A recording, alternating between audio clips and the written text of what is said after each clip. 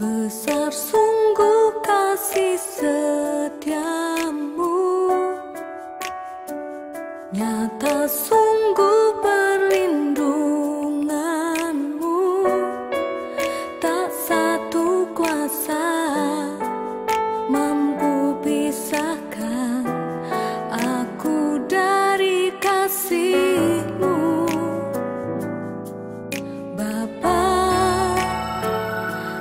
Ajarku selalu hormati-Mu, ajarku turut perintah-Mu, berikan ku hati untuk menyembah-Mu dan bersyukur setiap waktu. Seperti Bapa sayang anaknya, demikianlah Engkau mengasihiku. Kau jadikan biji matamu, Kau berikan semua yang ada padamu. Seperti Bapa sayang anaknya, demikianlah Kau menuntun langkahku. Hari depan indah Kau beri, rancangan-Mu yang terbaik bagiku.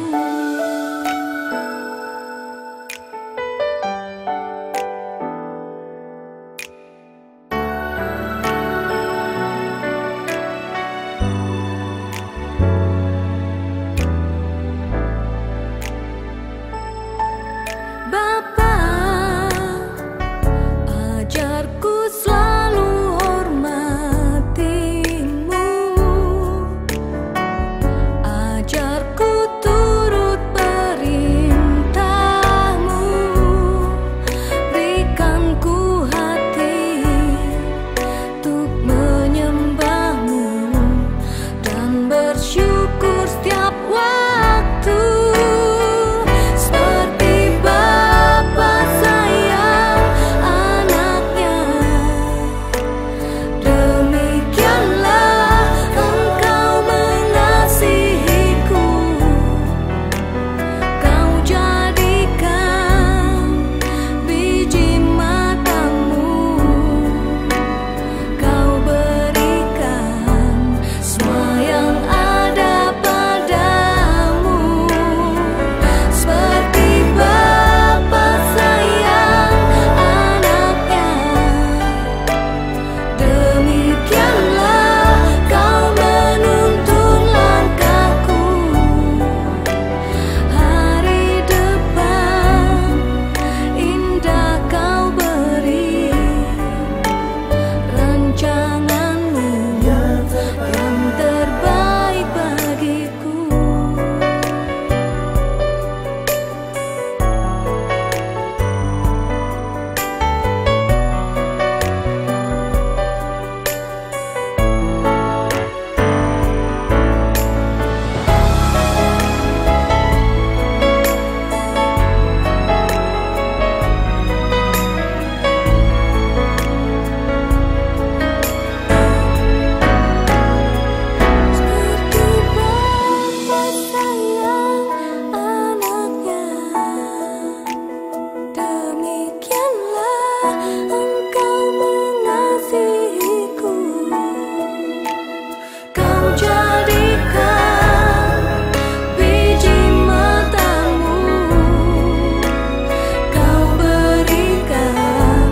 Semuanya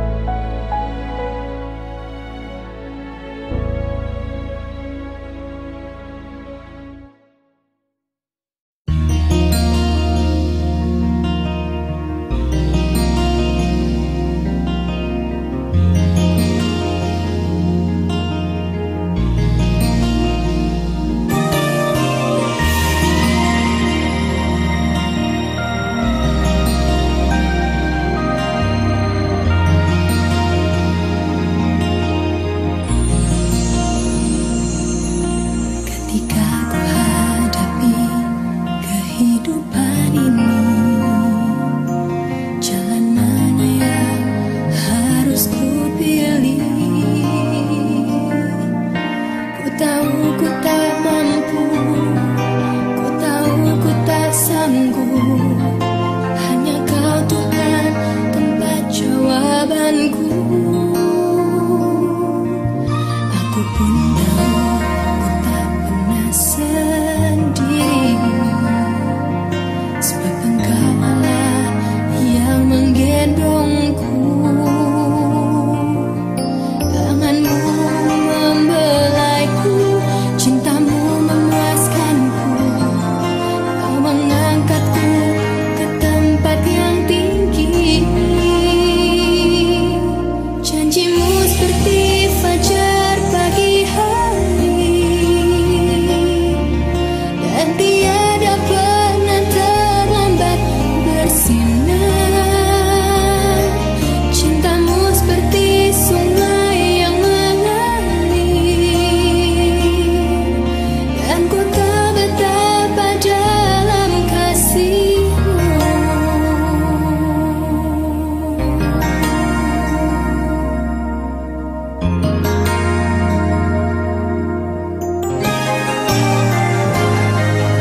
Ketika ku hadapi kehidupan ini, jalan mana yang harus ku pilih? Ku tahu ku tak mampu, ku tahu ku tak sanggup. Hanya Kau Tuhan tempat jawabanku. Aku pun tahu ku tak pernah sendiri, sebab Engkau Allah yang menggendongku. Tanganmu membelaiku, cintamu memuaskanku. Kau mengangkatku ke tempat yang tinggi. Janjimu seperti fajar pagi hari, dan tiada pernah terlambat bersinar. Cintamu seperti sungai yang mengalir, dan ku tahu betapa dalam kasih-Mu.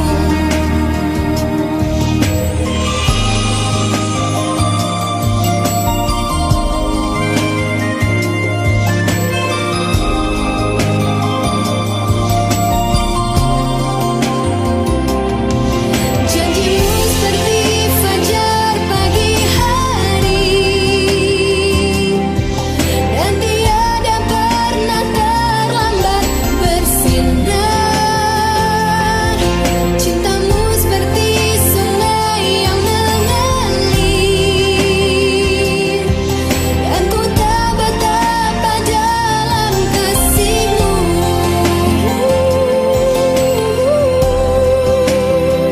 Dan tiada pernah terlambat bersinar. Cintamu seperti sungai yang mengalir, dan ku tahu betapa dalam kasih-Mu. Dan ku tahu betapa dalam kasih-Mu.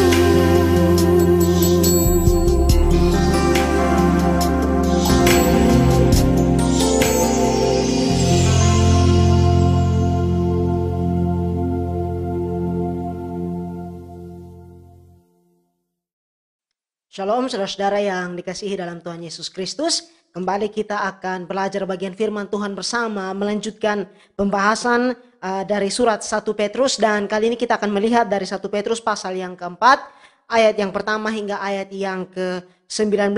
Nah, sepanjang pembahasan dalam surat 1 Petrus ini kita sudah melihat bagaimana prinsip-prinsip yang secara umum menggambarkan sikap dan mentalitas sebagai orang percaya. Dan di sini Petrus menunjukkan bahwa sebagai orang percaya kita perlu mengarahkan mata kita kepada surga yang mulia. Bahwa perlunya kesadaran akan mentalitas surgawi ini atau sebagai warga kerajaan Allah. Meskipun kita masih ada di dalam dunia ini yang penuh dengan pergumulan, dan ini menolong untuk kita semakin tertanam di dalam iman kita, berjalan di dalam pengharapan, tetapi juga berdampak di dalam kehidupan kita, baik secara persekutuan dan juga di dalam hubungan kita dengan orang lain. Karena itu sebelum kita merenungkan firman Tuhan lebih jauh, mari kita berdoa. Bapa di dalam kerajaan sorga, kami bersyukur untuk penyertaan dan kasih-Mu. Kami akan belajar bagian firman Tuhan.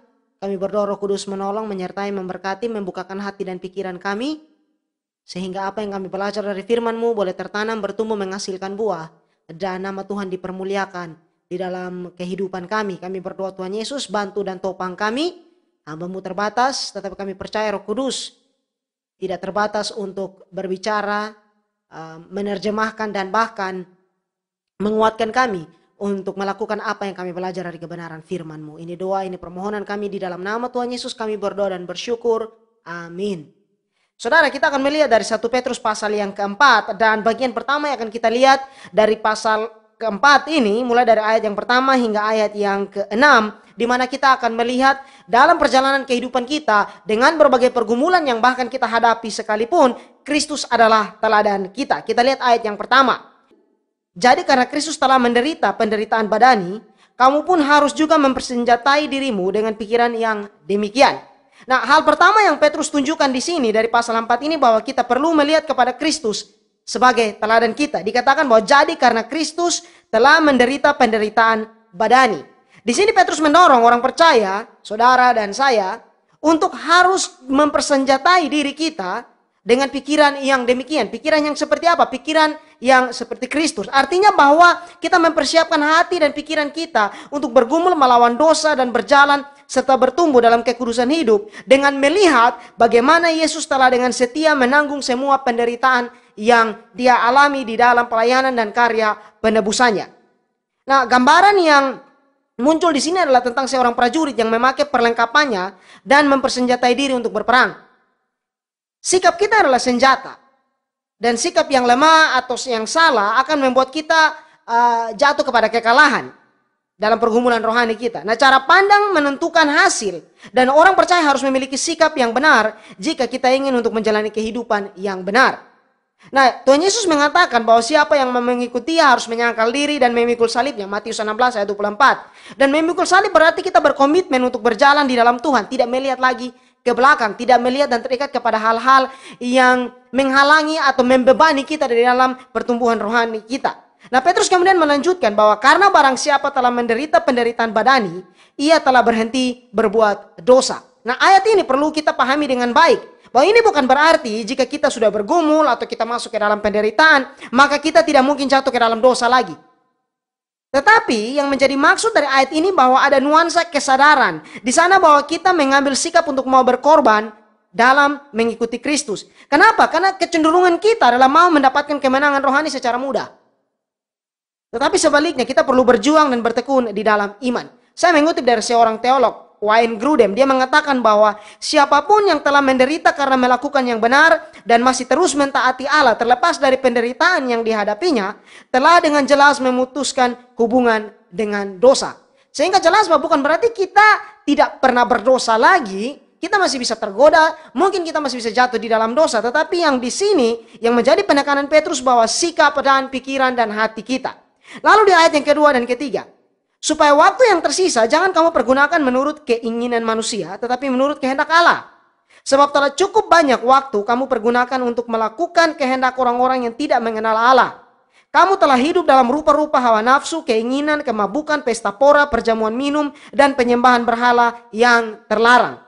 Nah, waktu atau masa ini menjadi tema dari pasal 4 ini. Di sini kita lihat bahwa Petrus menjelaskan tujuan kita hidup dengan berjalan di dalam kehendak Allah agar kita mempergunakan sisa waktu yang Allah berikan kepada kita di dunia ini dengan baik dan benar untuk memuliakan Tuhan. Kita tidak tahu sampai kapan Allah mengizinkan kita untuk hidup di dunia ini. Dan itulah sebabnya waktu hidup kita ini perlu kita pergunakan dengan baik untuk memuliakan Allah, sang pemberi hidup itu. Pesannya jelas bahwa Petrus menyadari dahulu kita menghabiskan cukup waktu untuk hidup seperti cara-cara duniawi. Sekarang kita dipanggil untuk hidup sebagai pengikut Kristus. Petrus menunjukkan bahwa pemborosan waktu yang dalam dan yang bodoh bagi orang Kristen untuk hidup seperti orang-orang dunia adalah hal yang buruk. Dan kita harus berhenti bersikap, bercabang hati, dan mulai hidup sebagai orang Kristen yang sejati. Dan untuk bisa mempergunakan waktu dengan baik, kita membutuhkan hikmat dari Allah. Dan Yakobus memberikan nasihat demikian dalam suratnya. Tetapi apabila di antara kamu ada yang kekurangan hikmat, hendaklah ia memintakannya kepada Allah, yang memberikan kepada semua orang dengan murah hati dan dengan tidak membangkit-bangkit, maka hal itu akan diberikan kepadanya. Yakobus pasal 1 ayat yang kelima. Sehingga untuk berjalan di dalam kehidupan kekristenan kita membutuhkan hikmat Allah untuk menuntun, menyertai, dan menopang kita. Dan janji firman Tuhan adalah bahwa kita meminta hikmat itu dari Tuhan, dan Allah memberikannya kepada kita. Nah, satu hal yang praktis yang bisa kita lakukan dari bagaimana kita mengerti dan berjalan di dalam hikmat Allah adalah tertanam di dalam firman-Nya. Berhubung dengan hal ini, saudara, kita mungkin sering mendengar orang mengatakan bahwa hidup ini singkat, jadi harus dinikmati. Nah, pandangan dunia mengatakan bahwa kita harus menikmati hidup untuk kesenangan, kedagingan kita, karena hidup hanya sekali. Tetapi sebaliknya, iman Kristen mengajarkan bahwa karena hidup di dunia ini hanya sekali, maka kita perlu hidup bagi Allah. Saudara lihat di sini bahwa cara pandang yang berbeda yang menentukan atau menjadi pembeda antara anak-anak Tuhan dan orang-orang duniawi. Saya mengutip dari pendeta Chuck Smith, dia mengatakan bahwa kita hanya hidup sekali di dunia ini, dan itu akan segera berlalu. Dan hanya apa yang dilakukan untuk Kristuslah yang akan bertahan. Jika kita memperhatikan sikap hidup duniawi yang Petrus daftarkan di ayat yang ketiga, dia katakan rupa-rupa hawa nafsu, keinginan, kemabukan, pesta pora, perjamuan minum, dan penyembahan berhala yang terlarang itu, maka sebenarnya bentuk kejatuhan rohani dan moral ini tidak begitu berkembang sejak 2000 tahun terakhir ini. Hanya skala atau cakupannya itu menjadi luas dan dengan bentuk-bentuk yang berbeda. Tetapi prinsipnya sama, artinya bahwa peringatan yang Petrus berikan ini masih tetap berlaku untuk kita. Jadi apa yang dia pesankan kepada orang-orang percaya 2000 tahun yang lalu masih berlaku bagi anak-anak Tuhan pada saat ini. Lalu di ayat yang keempat, sebab itu mereka heran bahwa kamu tidak turut mencemplungkan diri bersama-sama mereka di dalam kubangan ketidaksenonohan yang sama, dan mereka memfitnah kamu. Petrus menunjukkan bahwa para penerima suratnya, orang-orang yang tidak mengenal Allah itu akan heran dengan sikap anak-anak Tuhan. Sikap hidup yang benar dari orang percaya. Karena itulah sebabnya bahwa orang-orang duniawi akan memfitnah anak-anak Tuhan. Sebab orang-orang yang tidak percaya melakukan apa yang bertentangan dengan kebenaran firman Tuhan. Dan kita hidup di dalam terang kebenaran. Hal ini bisa kita lihat bahwa sebagai contoh ada orang yang diolok-olok karena mungkin dikatakan sok rohani lah, karena tidak mau mengikuti kebiasaan-kebiasaan atau hal-hal yang tidak memuliakan Tuhan. Kemudian lingkungan mengolok-olok atau memfitnah dan menuduh mereka seperti itu. Nah, di sini kembali pesan yang diberikan bahwa pergumulan kita adalah pergumulan rohani dan kita perlu tertanam di dalam kehidupan rohani yang kuat di dalam Tuhan.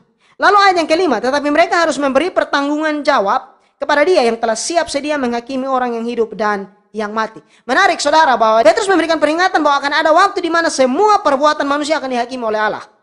Tetapi pada sisi lain hal ini menjadi penguatan dan penghiburan bagi orang percaya. Bahwa meskipun pada saat ini kita menderita ketidakadilan, tetapi di dalam Kristus kita adalah orang-orang yang dibenarkan oleh Allah. Roma 8 ayat 1, demikianlah sekarang tidak ada penghukuman bagi mereka yang ada di dalam Kristus Yesus. Lalu di ayat yang ke-6 saudara. Itulah sebabnya maka Injil telah diberitakan juga kepada orang-orang mati supaya mereka sama seperti semua manusia dihakimi secara badani, tetapi oleh roh dapat hidup menurut kehendak Allah. Nah, kembali kita perlu mengerti bahwa yang dimaksud dengan Injil telah diberitakan kepada orang-orang mati di sini bukan berarti ada kesempatan kedua bagi mereka yang sudah meninggal. Tetapi penekanan yang hendak diberikan di ayat yang ke-6 ini, bahwa kemenangan Kristus itu bersifat universal atau menyeluruh, maka kuasa dan kedaulatannya sebagai hakim yang agung juga bersifat menyeluruh. Kristus akan datang untuk menghakimi orang yang hidup dan yang mati. Dan hal ini dirangkum di dalam pengakuan iman rasuli, dan akan datang dari sana untuk menghakimi orang yang hidup dan yang mati. Nah, ini bagian pertama yang kita lihat, bahwa kita melihat kembali kepada Kristus, sang teladan kita, meskipun kita berjalan di dalam penderitaan dan pergumulan. Lalu hal yang kedua, bahwa sikap hidup orang percaya itu harus yang bagaimana menghadapi satu kehidupan di akhir zaman ini. Ayat yang ke-7 hingga ayat yang ke-11. Kesudahan segala sesuatu sudah dekat. Karena itu kuasailah dirimu dan jadilah tenang supaya kamu dapat berdoa. Tetapi yang terutama, kasihilah sungguh-sungguh seorang akan yang lain, sebab kasih menutupi banyak sekali dosa. Berilah tumpangan seorang akan yang lain dengan tidak bersungut-sungut. Layanilah seorang akan yang lain sesuai dengan karunia yang telah diperoleh tiap-tiap orang sebagai pengurus yang baik dari kasih karunia Allah. Jika ada orang yang berbicara, baiklah ia berbicara sebagai orang yang menyampaikan firman Allah. Jika ada orang yang melayani, baiklah ia melakukannya dengan kekuatan yang dianugerahkan Allah, supaya Allah dimuliakan dalam segala sesuatu karena Yesus Kristus. Ialah yang mempunyai kemuliaan dan kuasa sampai selama-lamanya. Amin. Nah, Petrus memberikan peringatan dan juga nasihat atau dorongan yang penting di sini. Yang pertama, bahwa dia mengatakan kesudahan segala sesuatu sudah dekat.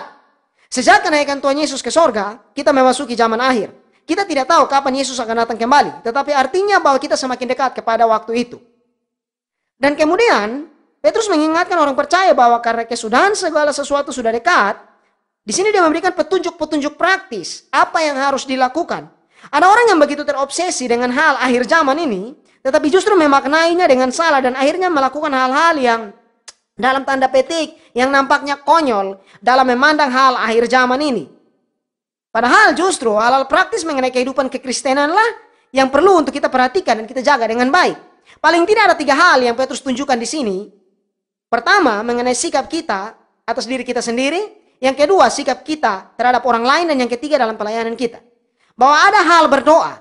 Dia katakan bahwa karena itu kuasailah dirimu dan jadilah tenang supaya kamu dapat berdoa. Nah, nasihat di sini ini penting. Bahwa ada nasihat mengenai doa yang penting yang diberikan di sini. Untuk bisa berdoa dengan fokus dan sungguh-sungguh kita perlu menguasai diri. Agar doa dan permohonan kita yang kita naikkan itu benar-benar dari kesadaran kita dengan hati dan pikiran yang jernih atau paling tidak dikatakan yang tenang di sini. Ingat bahwa berdoa berarti kita sedang berkomunikasi dengan Allah, pencipta alam semesta ini. Dia bukan saja Allah yang mengasihi kita, tetapi juga dia adalah Tuhan, penguasa hidup kita. Oleh karena itu kita perlu datang dengan sikap hati yang sungguh dan gentar di hadapannya.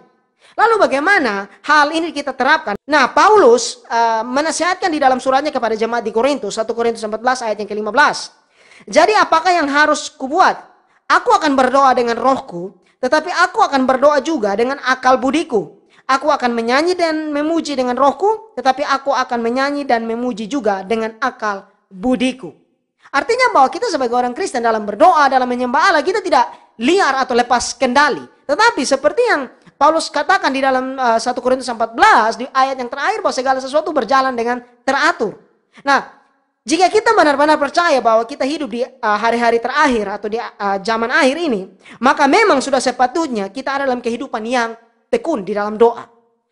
Doa bukanlah sebuah hal yang kita lakukan sebagai pilihan terakhir. Bukan. Doa harusnya menjadi gaya hidup dari orang percaya. Saya mengutip dari David Guzik, dia mengatakan bahwa banyak orang Kristen yang percaya bahwa Yesus akan datang berdasarkan analisis terhadap nubuatan-nubuatan dan peristiwa politik yang terjadi di dunia ini. Tetapi terkadang gagal menerapkan kepercayaan itu dengan cara yang benar. Mereka gagal menerapkan diri mereka pada kehidupan doa yang lebih tekun. Nah, hal berjaga dan berdoa ini menjadi penting di dalam kehidupan kita hari lepas hari. Saya teringat bagian ref dari Kidung Jemaat nomor 395 dari lagu Betapa Indah Harinya. Bagian refnya mengatakan bahwa indahlah harinya Yesus membasuh dosaku, ku diajari penebus berjaga dan berdoa terus. Indahlah harinya Yesus membasuh dosaku. Nah, hal ini penting untuk kita renungkan dan kita resapi di dalam kehidupan kita sebagai orang percaya. Hal berikut adalah bagaimana kita bersikap terhadap orang lain. Ayat yang ke-8 dan ke-9. Kasihilah sungguh-sungguh seorang akan yang lain sebab kasih menutupi banyak sekali dosa. Berilah tumpangan seorang akan yang lain dengan tidak bersungut-sungut. Kasih menjadi suatu tema utama dalam iman Kristen. Di sini kita diingatkan untuk mengasihi orang lain dengan sungguh-sungguh. Paulus memberi nasihat yang senada di dalam Roma 12 ayat 8 dan 9. Dia mengatakan, hendaklah kasih itu jangan pura-pura. Jauhilah yang jahat dan lakukanlah yang baik. Hendaklah kamu saling mengasihi sebagai saudara dan saling mendahului dalam memberi hormat. Satu catatan menarik yang Petrus berikan di sini bahwa dia mengatakan kasih menutupi banyak sekali dosa. Artinya bahwa kasih menggerakkan kita untuk mengampuni dan menerima orang lain, bahkan yang bersalah kepada kita dengan tulus.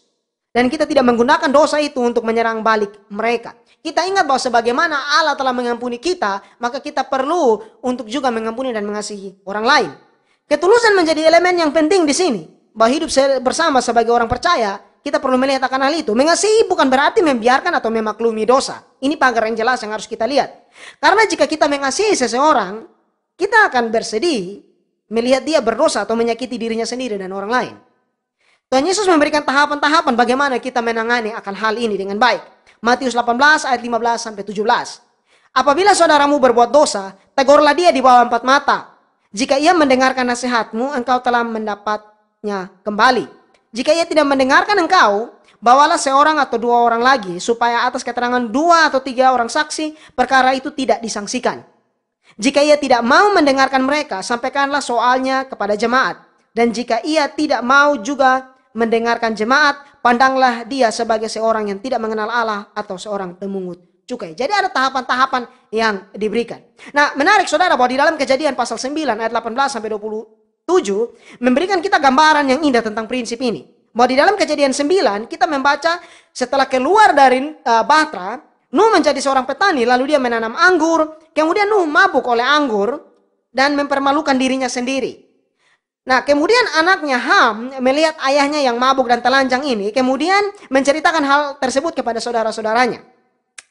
Tetapi kemudian dalam kepedulian yang penuh kasih, Sem dan Yafet di dalam Kejadian dikatakan mengambil sehelai kain dan membentangkan pada pahu mereka berdua. Lalu mereka berjalan mundur, mereka menutupi aurat ayahnya sambil berpaling muka sehingga mereka tidak melihat aurat ayahnya. Seharusnya tidak terlalu sulit bagi kita untuk tidak dengan sembarangan membeberkan atau menceritakan kesalahan orang lain. Kita perlu menahan diri akan hal itu. Sebab bagaimanapun juga Kristus mati agar dosa-dosa kita dihapuskan. Kembali saya mengutip dari Wayne Grudem. Dia mengatakan bahwa di mana kasih berlimpah dalam persekutuan orang Kristen, banyak pelanggaran kecil dan bahkan beberapa pelanggaran besar dapat diampuni. Tetapi jika kasih itu kurang, maka setiap kata dilihat dengan kecurigaan, setiap tindakan dapat menyebabkan kesalahpahaman dan konflik bisa terjadi. Nah, ini menarik saudara, karena begitu kita mengerti akan hal ini, bahwa dengan dasar kasih kita mendekati orang lain, maka kesalahan yang mereka buat, kita akan mencoba untuk menunjukkan kasih kepada mereka, menegur mereka di dalam kasih. Karena kita mengasihi mereka, kita tahu hal itu merusak hidup mereka dan merusak hubungan mereka dengan Tuhan dan mempengaruhi hubungan mereka dengan orang lain. Tetapi jika kurangnya kasih di dalam persekutuan, maka ketersinggungan itu menjadi hal yang akan sangat lazim. Bahwa seperti Grudem katakan tadi, setiap perkataan kecil saja bisa menjadi persoalan karena dipandang dengan kecurigaan.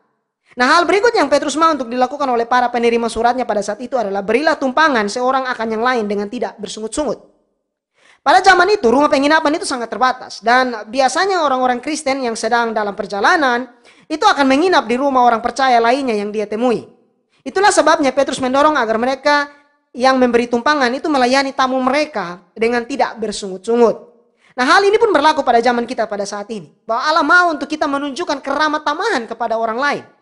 Orang Kristen dikenal dari kasihnya. Nah, di dalam Alkitab kita melihat ada begitu banyak contoh tentang anak-anak Tuhan yang bermurah hati dan melakukan hal ini. Contoh Maria dan Marta dan Lazarus yang selalu menerima Tuhan Yesus di rumah mereka.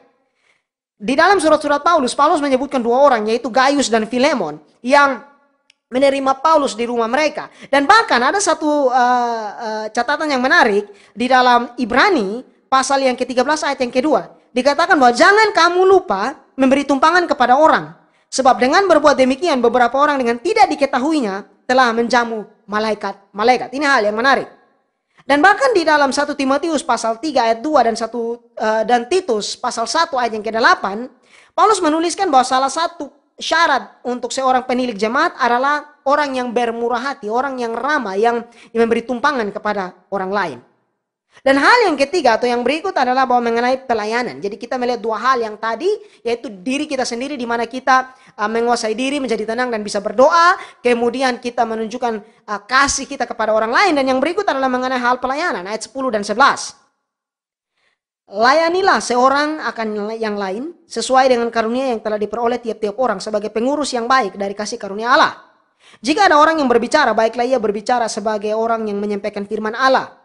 Jika ada orang yang melayani, baiklah ia melakukannya dengan kekuatan yang dianugerahkan Allah, supaya Allah dimuliakan dalam segala sesuatu karena Yesus Kristus. Ialah yang mempunyai kemuliaan dan kuasa sampai selama-lamanya. Amin. Nah, ada beberapa hal penting yang bisa kita lihat di sini. Yang pertama, bahwa setiap karunia roh yang ada diberikan untuk kita saling melayani di dalam persekutuan orang percaya. Dikatakan, layanilah seorang akan yang lain sesuai dengan karunia yang telah diperoleh tiap-tiap orang sebagai pengurus yang baik dari kasih karunia Allah. Karunia rohani diberikan kepada kita bukan untuk gagah-gagahan, bukan untuk pamer atau untuk merasa bahwa kita lebih baik dari orang lain. Tetapi itu dipakai untuk melayani sebagai bagian dalam tubuh Kristus. Hal yang kedua, dalam melayani kita perlu menyadari bahwa sumber kekuatan itu berasal dari Allah. Bukan dari diri kita sendiri. Melakukannya dengan kekuatan yang dianugerahkan Allah. Sehingga apapun bentuk pelayanan dan panggilan kita perlu bergantung kepada kekuatan dari Roh Kudus.